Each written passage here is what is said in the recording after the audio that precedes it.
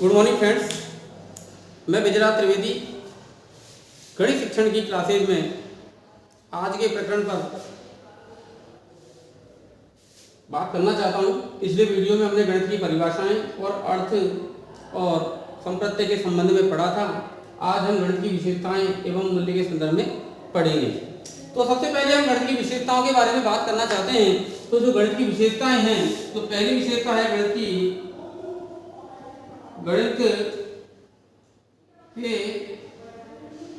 अंतर्गत संख्याएं, स्थान, दिशा, परिमाण व मापतोल का ज्ञान प्राप्त किया जाता है। अर्थात गणित वह विषय है जिसमें संख्याएं, स्थान, दिशा, परिमाण, मापतोल आदि का ज्ञान प्राप्त किया जाता है। ठीक है, गणित की पहली विशेषता क्या हुई? तो गणित के अंतर्गत दूसरी जो विशेषता है वह है गणित की अपनी भाषा होती है।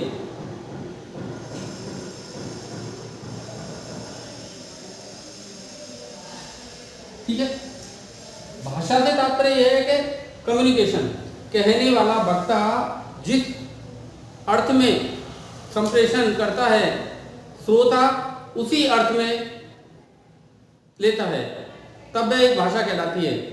अगर कुछ कह रहे हैं और सामने वाला समझ नहीं पा रहा है, इसका मतलब है वह संप्रेषण नहीं हो रहा है। भाषा स्पष्ट संप्रेषण करती है और उसका समान अर्थ लिया जाता है, समान भाव लिया जाता है।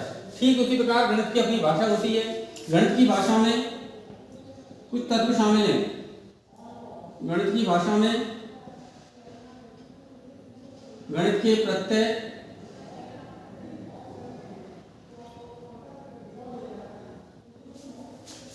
गणित के पद,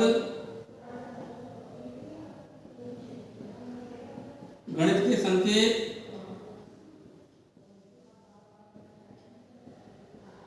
या चिन्ह शामिल होते हैं।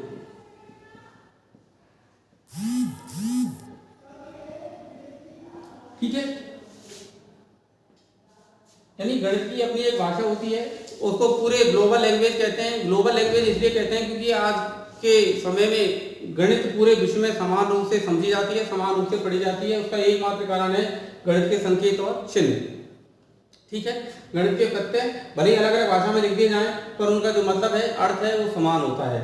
संकेत एक ही भाषा में लिखे जाते हैं, वो पूरे विश्व में एक ही तरीके से लिखे जाते हैं, एक ही तरह से समझे जाते हैं।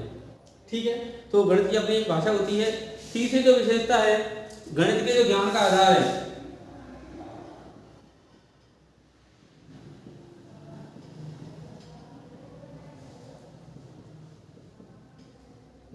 हमारी ज्ञानेंद्रियां होती है।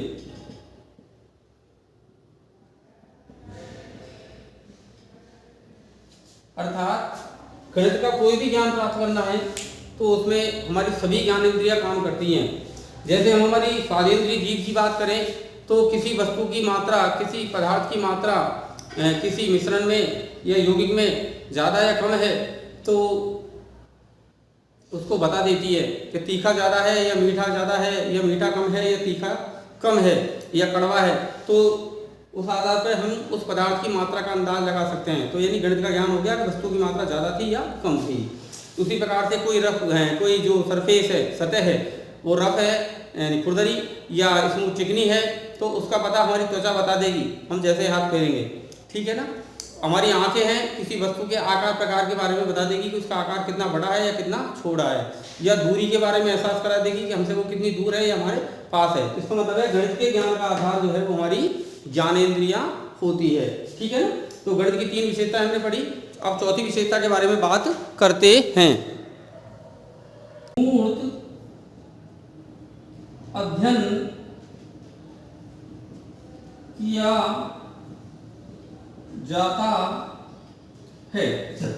यदि अमूर्त जिनका कोई रूप हमारे सामने नहीं है, उस ज्ञान को मूर्त रूप में हमारे सामने प्रस्तुत करने वाली जो कला है वो गणित में है। बात समझ रही है? गणित में अमूर्त प्रत्ययों का मूर्त अध्ययन किया जाता है एवं उनकी व्याख्या भी की जाती है।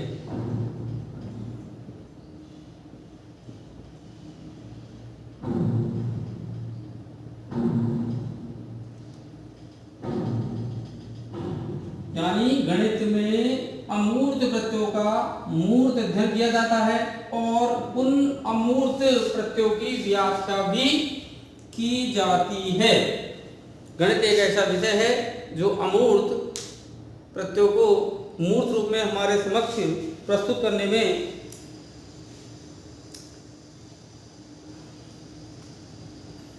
समर्थ करता है।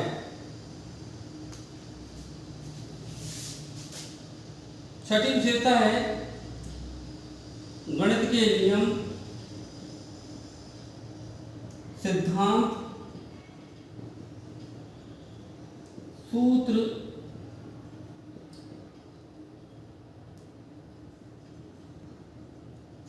सभी जगह पर समान रूप से प्रयोग किए जाते हैं।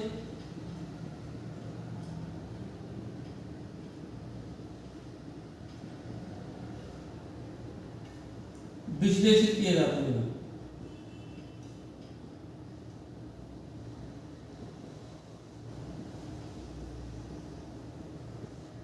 यानी वर्ड लैंग्वेज होगी ग्लोबल। गणित के जितने भी नियम हैं, सिद्धांत हैं, सूत्र हैं, उनको पूरे विश्व में समान रूप से प्रयोग में लिया जाता है और विश्लेषित किया जाता है। इनकी जांच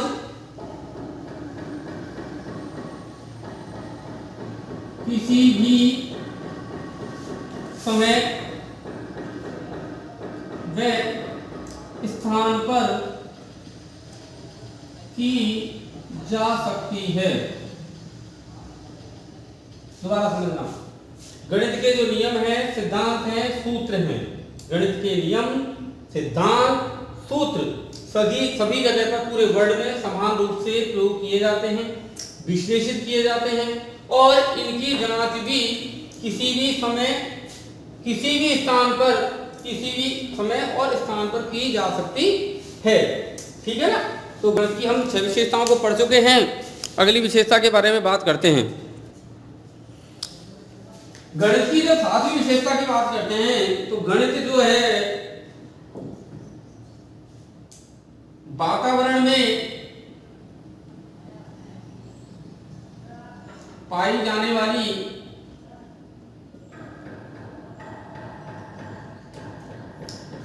समस्त वस्तुओं के आपसी संबंध और जो के पारस्परिक संबंध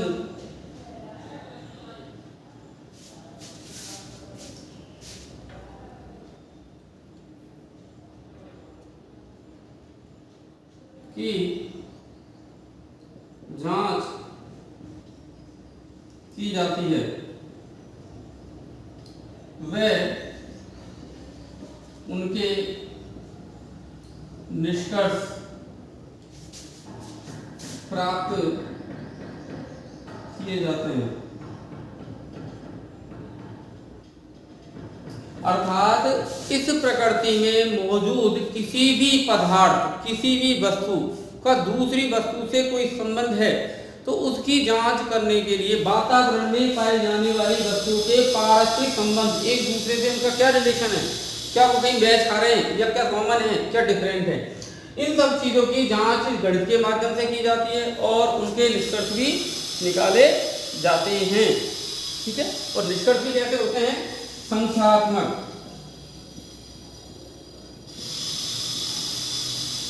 ध्यान रखना, कैसे निष्कर्ष? संख्यात्मक निष्कर्ष प्राप्त किए जाते हैं। किसके माध्यम से?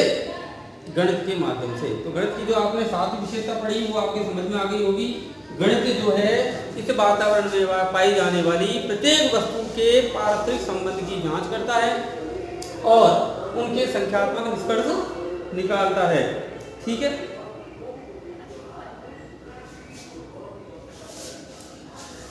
आठवीं जो विशेषता है वो ये कहती है कि गणित का जो ज्ञान है और जो सूचना है वो स्पष्ट होती है। गणित से प्राप्त ज्ञान व सूचना कैसी होती है?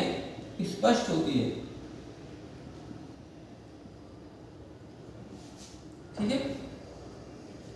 गणित से जो प्राप्त ज्ञान है और सूचना है वो स्पष्ट होती है और इस स्पष्टता का मतलब यह है कि वहां पर उसका एक निश्चित उत्तर होता है। क्या होता है? स्पष्टता का मतलब क्या है? एक निश्चित उत्तर होता है। ठीक है। तो गणित से प्राप्त ज्ञान और सूचना जो है वो हमारी स्पष्ट होती है। ठीक है। आगे गणित के सूत्र, सिद्धांत, नियमों में संदेह नहीं किया जा सकता। अर्थात गणित के जितने भी सूत्र हैं, सिद्धांत हैं, नियम हैं, उनमें शक या संदेह वाली कोई स्थिति नहीं हो सकती कि ये जो है प्रमाणित नहीं है, क्योंकि गणित जो है वो किसी भी तरह से आजमाई जा सकती है। एक सूत्र को अनेक तरीके से हल किया जा सकता है, एक सिद्धांत को अनेक तरीके से जाना जा सकता है, नियमों को अनेक तरीके से जान सकता है, किंतु उसका जो प्राप्त जो सूचना होगी वो एक निश्चित उत्तर के रूप में हमें समान रूप से प्राप्त होगी सभी जगह से, सभी क्रियाओं, यानी अनेक क्रियाओं के माध्यम से भी हम गणित की समस्याओं का जो समाधान करते हैं, नियमों की जब हम व्याख्या करते हैं, सिद्धांतों को जब हम देखते हैं, तो जो सिद्धांत और नियम है उनमें शक वाली कोई गुंजाइश नहीं होती है, संदेह वाली कोई गुंजाइश नहीं होती है। इसका एकमात्र कारण यह है कि गणित का जो ज्ञान है, गणित की जो सूचना है वो स्पष्ट होती है, उसका एक निश्चित उत्तर होता है। ठीक है ना। अगली विशेषता की जब हम बात करते हैं तो गणित का ज्ञान जो है, गणित जो हमें आगमन और निर्गमन की प्रक्रिया को सिखाती है। किसको सिखाती है?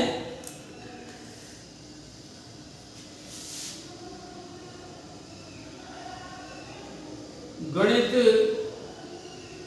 के माध्यम से आगमनात्मक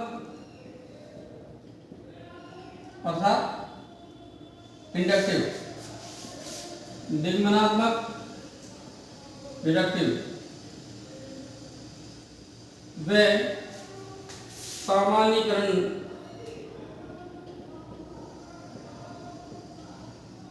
की प्रक्रिया का ज्ञान होता है। आगमन अर्थात विभिन्न तथ्यों, विभिन्न उदाहरणों, विभिन्न घटनाओं के माध्यम से किसी नियम की स्थापना करना, आगमनात्मक। ठीक है। निगमनात्मक किसी नियम सूत्र को व्यवहारिक घटनाओं में डालना और इन दोनों को मिलाकर के उस प्रक्रिया को सामान्यीकरण करना। ये तीनों जो काम है, आगमन उदाहरण से नियम की ओर, निगमनात्मक नियम से उदाहरण की ओर, और सामान्यीकरण व्यवहारिक समस्या में उसका प्रयोग करना, इन तीनों चीजों का ज्ञान गणित के माध्यम से छात्र को हो जाता है। जो भी गणित को पढ़ता है वह आगमन निगमन, ठीक है, को जानता है। 11 गणित के अध्ययन से आत्म प्रेरणा व आत्म निर्भरता की भावना में वृद्धि होती है। ठीक है। आत्म प्रेरणा, जब कोई बालक किसी समस्या को हल कर रहा है और उस समस्या के समाधान तक अगर वह पहुंच जाता है तो इसका मतलब ये हो गया कि उसमें जो है एक प्रेरणा पैदा हो गई स्वयं के द्वारा, और इस स्वयं की प्रेरणा से वह गणित के अध्ययन में रुचि लेने लगता है और आगे बढ़ता चला जाता है। दूसरी है आत्मनिर्भरता। गणित जो है वो व्यक्ति को दूसरे के ऊपर डिपेंड नहीं करती है।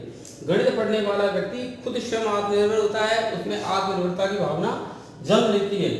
गणित को पढ़ाने वाला किसी भी प्रकार से सामाजिक, मानसिक और शारीरिक रूप से आत्मनिर्भर हो जाता है। उसमें इस भावना का जन्म हो जाता है कि वह इस दुनिया में आगे बढ़ने के लिए आया हूं। तो गणित का जो ज्ञान है व्यक्ति को आत्मनिर्भर बनाता है। ठीक है, तो गणित की हमने जितनी विशेषताएं पढ़ ली, 11 विशेषताएं हमने पढ़ ली है। अगले स्टेप में हम गणित के मूल्यों की चर्चा करेंगे।